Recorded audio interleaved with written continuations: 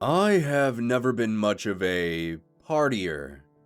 I was always that person who quietly watches others indulge in their revelries from a distance. That's not to say I didn't have any revelries of my own, but mine were much more reserved. Still, I enjoyed the company of others and was well liked enough to be invited out numerous times by friends. This past New Year's Eve was no different. I had been working almost non-stop throughout the holidays leading up to the new year that I was starting to become a shell of my former self. My good friend Nate, whom I spend a lot of my off time with through video games and the like, could tell that right off the bat.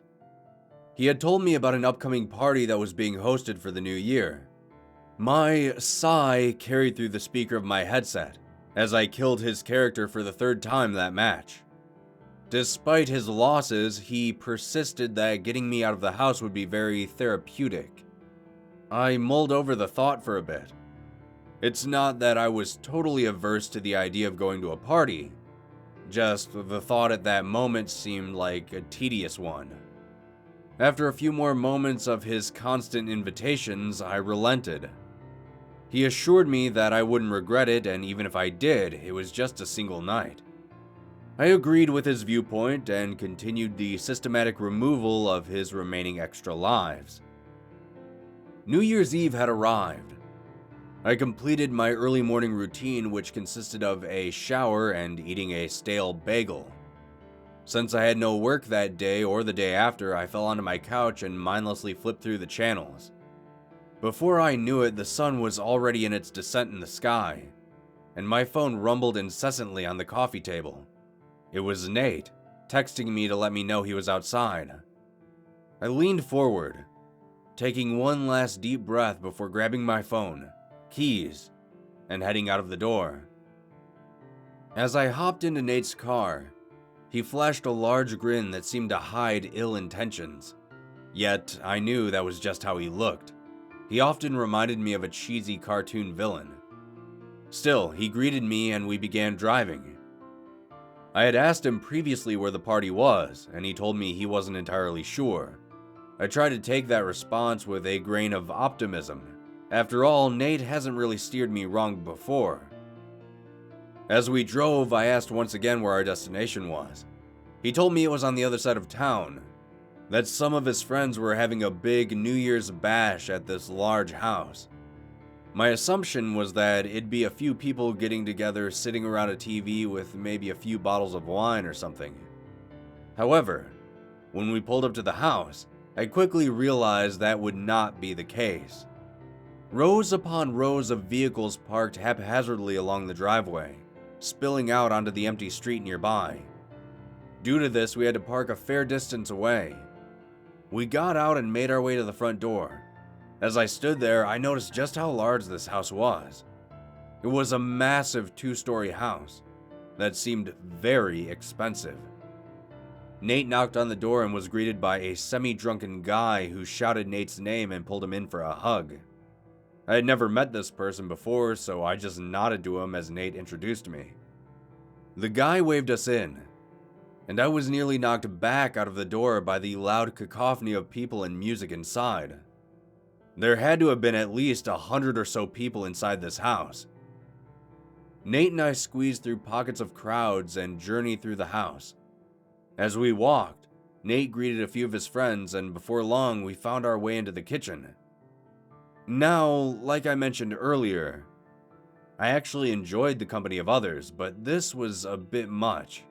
After a few claustrophobic moments, I found myself standing in the back corner of the kitchen. It was then that I realized I had lost Nate in the sea of people. So I just stood there looking like an awkward statue amongst strangers. At some point, someone had handed me a beer, so I began to drink. While I drank, I let my mind wander. I tried to let myself relax, to loosen up a bit, despite the constant stimuli around me. One drink turned into 2. And then 2 turned into 7. I continued knocking back cup after cup while maintaining my position in the back corner of the kitchen. That was the last thing I remember of the party.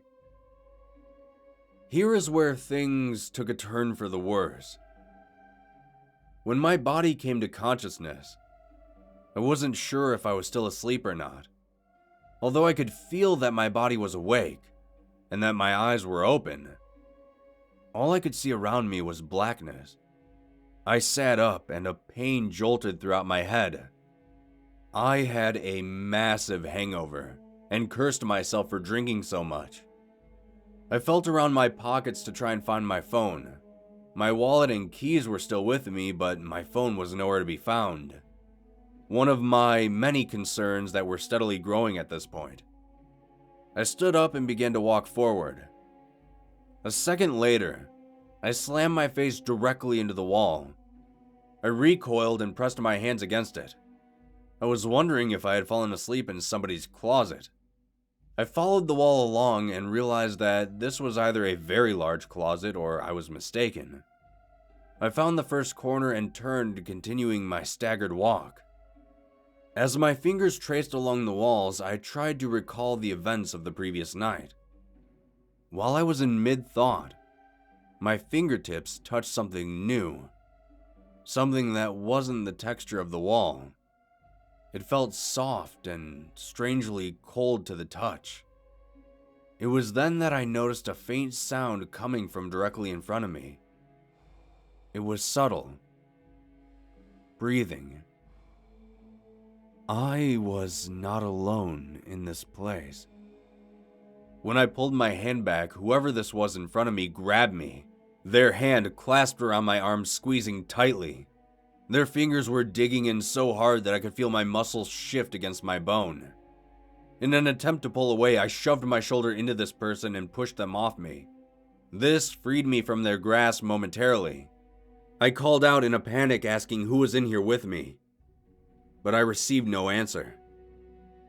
I turned around and walked quickly with my arms outstretched, trying to find the door to this place. My hands rested upon a wall and I quickly felt around for any sign of a doorknob or handle. A few frantic seconds later, my hand rested on the metallic knob and I attempted to turn it, but it was locked. I then heard that same faint breathing sound once again. Only this time, it was on the back of my neck. I spun around, throwing my arms out wildly.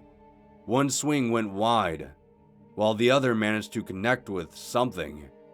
The mysterious person began to grab at me in an attempt to restrain my arms. As they grabbed a hold of one arm, I slammed and kicked with my other limbs as hard as I could. Even though I could feel every impact, the person who was on the receiving end made no sound whatsoever. I summoned all the strength I could muster and pushed against them. I could hear them stumble backwards. I turned and began kicking the door. Hard. On my fifth kick, the door creaked before snapping open. I stumbled forward out of the door and was instantly blinded by the bright light outside. I was blinking repeatedly and shielding my eyes from the sun. As my blurry vision began to clear, I saw that I was in the middle of the woods. I looked around trying to find any reference point for my location. That's when I remembered I still wasn't alone.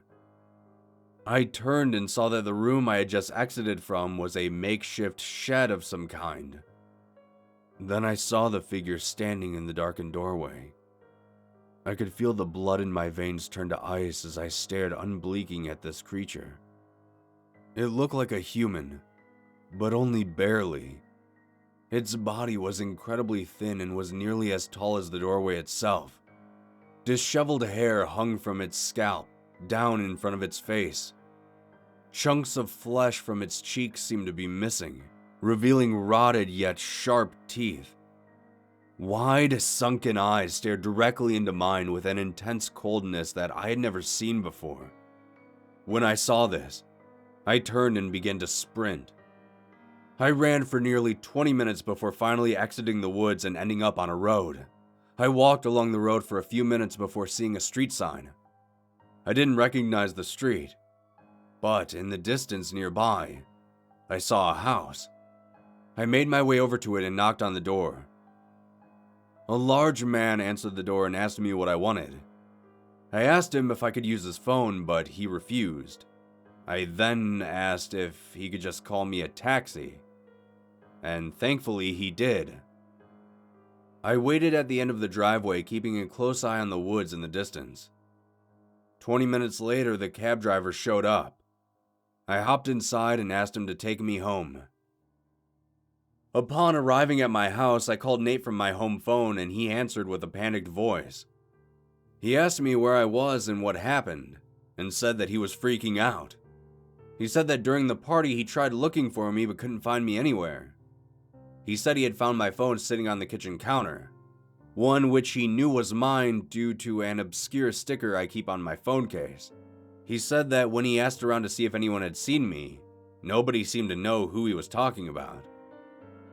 I told Nate I was fine, that I had simply fallen asleep outside, and he ridiculed me for being so careless. I rebuked by saying he was the one who brought me there in the first place. We both shared a laugh, which for a moment helped take my mind off what really happened. He said he would swing by later to deliver my phone and hung up. I thought about telling Nate what really happened and about contacting the police, but I decided against it. After all, what would I say? Yeah, a tall creature took me to a shed in the woods. It sounds certifiably insane. I just want to forget the whole ordeal like a bad dream. But all the questions keep echoing in my head. Like how I ended up in that shed in the first place. Did I drunkenly walk outside and that thing grabbed me, or had someone else placed me inside there with that thing? Speaking of that thing, I have no idea who or what it was, or why it stood there all night watching me sleep without doing anything. Physically, I felt fine, so I'm fairly certain it hadn't touched me at all during the entire night. Well, at least as far as I'm aware. I am at a loss. I think I'm going to take some time to try and sort this all out in my head. If any of you are planning on going to a party in the near future, please, be mindful of everything. You never know what could happen, or where you might end up, if you aren't careful.